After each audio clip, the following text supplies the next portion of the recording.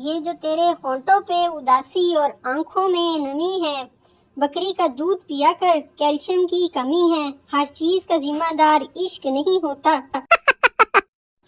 کچھ لوگ بھی بڑے مزے کے ہیں۔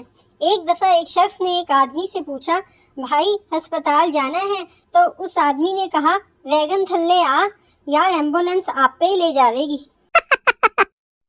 ذائقہ الگ ہے ہمارے لفظوں کا، نہیں یقین تو سکرین چاٹ کر دیکھو۔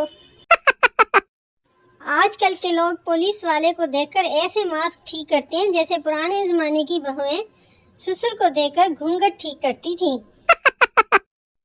چاند دیکھنے کے لیے اپنی چھتوں پر ضرور جائیں، مگر چاند آسمان ہی میں دیکھیں، برابر والی چھت کے چاند کا کوئی اعتبار نہیں ہے۔ بابا جی کہتے ہیں تلوار سے زیادہ قلم کی اہمیت ہوتی ہے، کیونکہ قلم سے ناڑا ڈالا جا سکتا ہے، تلوار سے نہیں۔ عرض کیا ہے ذرا غور فرمائیں، جب دیکھا انہوں نے ترچھی نظر سے، قسم خدا کی مدہوش ہو گئے ہم، پر جب پتہ چلا نظر پرماننٹ ترچھی ہے، وہیں کھڑے کھڑے بے ہوش ہو گئے ہم۔ ڈاکٹر، جب کار ایک عورت چلا رہی تھی تو تمہیں سڑک سے دور ہٹ جانا چاہیے تھا۔ مریض، کون سی سڑک؟ میں تو پارک میں لیٹا ہوا تھا۔